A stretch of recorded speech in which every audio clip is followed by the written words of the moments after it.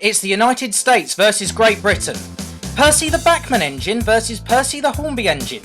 Which of these top-rated toy trains in the USA and UK will win in a series of tests on style, strength and sheer power? First impressions in the toy shop are important, so let's look at the packaging. The American is up first. The all-plastic container is shaped around the model and designed to be hung from pegs in a store. The model is able to be seen quite easily for examination, so checking for damage to models is much easier. Like the Thomas model, it's not possible to open the packaging without making it unusable, so the Bachmann packaging is going straight in the bin. Now for the Brits packaging. The Hornby Percy the Green engine is sold in the UK for the 00 scale market, and as such conforms to the general look of the models sold there. The box is blue with clear and colourful Thomas and Friends branding. The model can be seen through a plastic window, albeit only one side. The Hornby box opens with a flap at either end, allowing the polystyrene tray with the model to be slid out.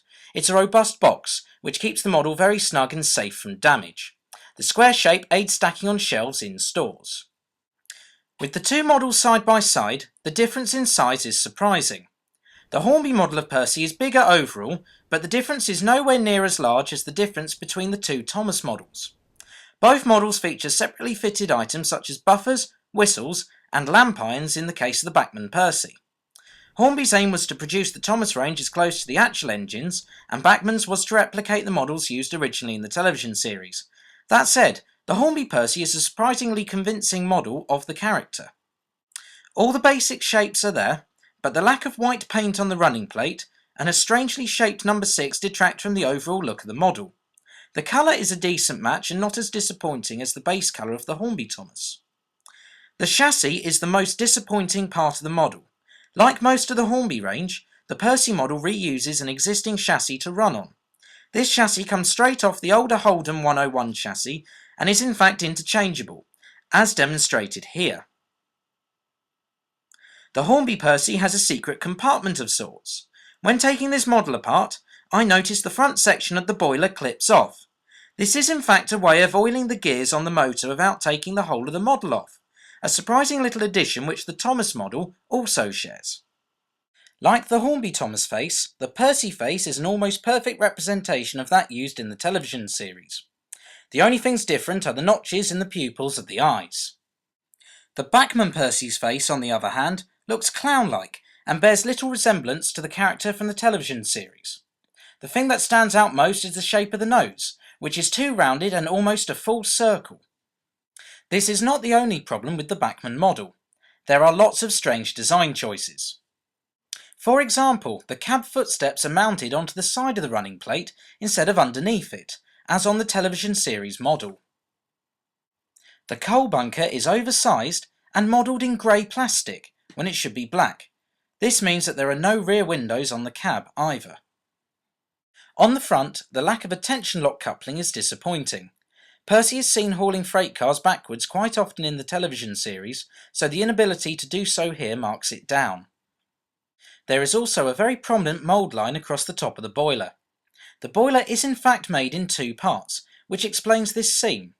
It does look rather poor quality in comparison to the sharp and crisp mould of the Hornby Percy. One thing which is really stunning is the rear buffer beam. When I saw this, I had to check all of the Bachmann models I had, ready to film for this review series. The Percy model is the only model to not have a rear dummy coupling hook on its buffer beam, as can be seen in this demonstration showing the rest of the engines. The question is, why?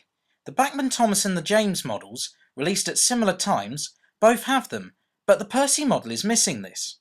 The actual hook is a poor representation of the prototype, but to have it on the front and back of every single model, except Percy, is strange indeed. However, like the Bachmann Thomas, the Bachmann Percy has a trump card. While in motion, a clever gear mechanism moves the eyes from side to side, adding life to the model.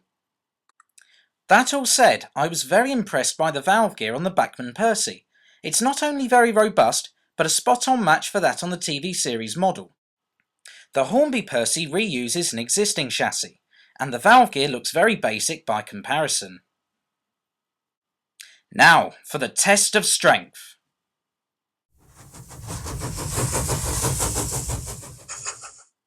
Each model has to pull a train of coaches, the standard coach being used for this test, the ubiquitous Hornby Mark I coach. The weight of one Hornby Mark I coach is 5 ounces, roughly 140 grams. The two models surprised me as their weights were so similar. The Hornby Percy was 2.8 ounces, that's 80 grams, and the Bachmann model was a sliver under that at 2.75 ounces or 78 grams. I tested the two models and counted the number of coaches each model could pull easily. The Hornby Percy clearly won this round, pulling 9 of the Mark I coaches with ease. That's 45 ounces, a frankly astonishing 1,275 grams. The Bachmann Percy absolutely struggled with 6 coaches, and at a push was probably most comfortable at pulling 5 of these coaches. That's a total weight pulled of 25 ounces or 708 grams. Neither model uses traction tyres, and both are similarly weighted. Yet the Hornby Percy was quite clearly superior in the haulage stakes, pulling almost double the weight and length of train the Bachmann Percy was able to. It must be said that the Bachmann Percy, when pulling a shorter train, was a very smooth operator, keeping a constant speed. Now it's time for the tug of war.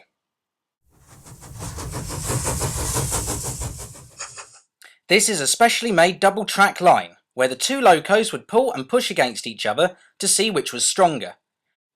The two models weigh almost the same, so it should be a close contest.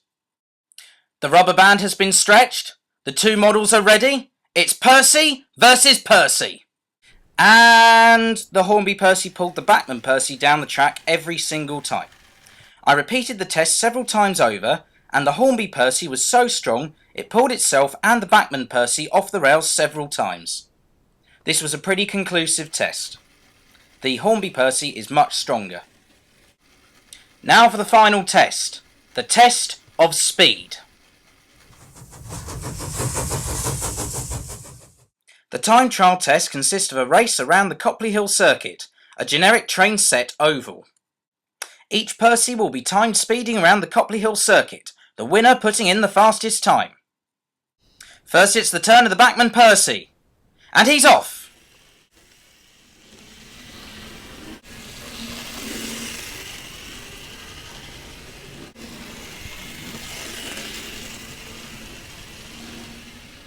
Now it's the turn of the Hornby Percy, and he's away. And across the line. Now for the times. The Bachmann Percy completed the circuit in 9 seconds exactly. The Hornby Percy did it in 6.1 seconds, an incredibly fast time, beating the Hornby Thomas by 4.1 seconds.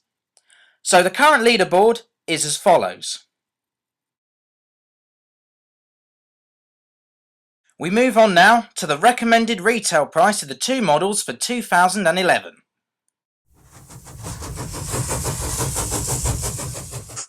The recommended retail price for the Bachmann Percy is $45 or £27.73.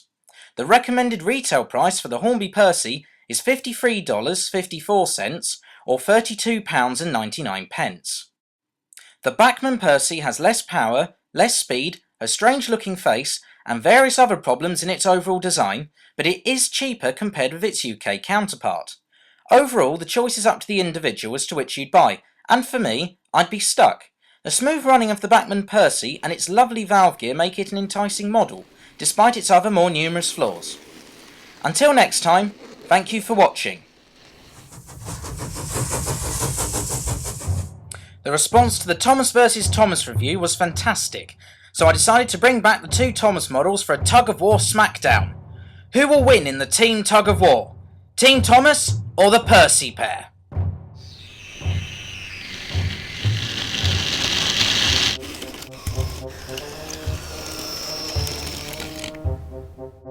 Percy's Predicament appears to have been taking the plunge in a tag team tug of war.